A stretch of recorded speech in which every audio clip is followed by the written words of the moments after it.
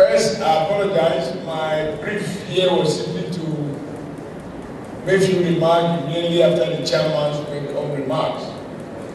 I had the privilege of already receiving the panel in my office, but I thought I should be here to play my part first on behalf of the government and the good people of Edo State to welcome members of this panel, and also our own people who have come from far and near to participate in today's event. When we received the letter from the committee asking that we arrange a suitable place, we thought that this hall would be big enough to accommodate all those who are likely to turn up. And I'm happy that there is still some space, even if you wanted more people in the room. And the chairman has assured me that he's happy with the turnout.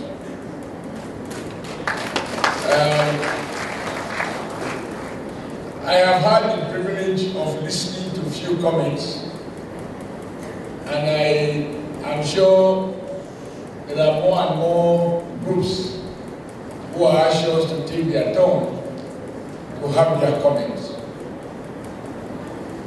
But I want to make my own comments.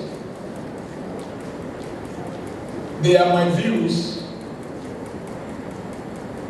They are not necessarily the views of the people of Edo State, or even the views of any particular ethnic nationality, or by whatever name called. But I think that not only as a governor, as a Nigerian, we all have stake in the present and in the future of our great country. And looking at this hall, many of us at our age, we have a duty to lay solid foundation for the future of our country. And being privileged as of now, and probably over the next 3 years, to officiate at the level of a governor, I have a duty to be honest and to be truthful in the views and in the position that I canvass. Having listened to a few comments, I can almost say for certain that my views are very fundamentally and radically different from what I have heard. The first thing I've asked myself, and I shared these comments with the chairman and members when they came to my office on a courtesy visit, is to ask the question, why are we having a national conference? Of course, the chairman reminded me, and it is true, that we've had several Nigerians who at one time or the other have called for sovereign national conference. Others have said, delete the word sovereign, let's have national conference, national dialogue. Let us revisit the basis of our common existence. Let us discuss how we want to live together and all of that. I have listened to some of the comments so far, and they have touched on that.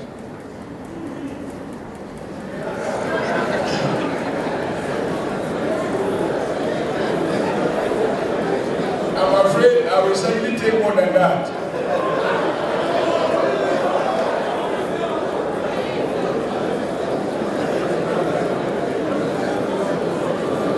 I've said to the chairman, and I plead with you to please listen.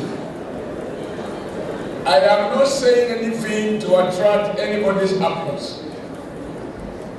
Everything I intend to say is just for the record and for posterity. Because the day will come when we will remember this occasion. And that is what matters to me, not the conveniences of the moment. I believe that anyone who convenes a meeting must himself be clear why he's convening the meeting. I have had opportunity to travel far and wide. You don't assemble eminent people and then ask them, what should we talk about? Whoever wishes to convey a meeting must himself have idea what are the issues. But it is true that when you have stated what your ideas are, while you convey the meeting, in a democratic, open society, you can then ask other participants, what else should we add? Or what should we delete? Many of you will speak here the way some have already spoken. And they will go around the country. In the end, someone will make up his mind as to what did he hear and what he did not hear. You will have cocktail of suggestions, cocktail of agendas, and so on and so forth. The reason I'm making this point is that when I was in the NSC, a former president convened Nigeria Political Reform Conference. And people traveled from far and wide to discuss those issues. You can't shut me down, please listen. If anyone has been hired to make noise, this is not the place. And we spent several months.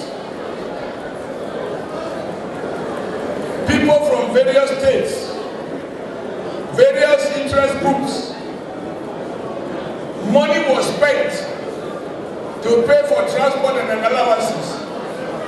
In the end, I can't remember what has come out of that conference. It's a valid point to make that we failed before, we can pass the next time. But it is important that we learn from our history. I have told the committee,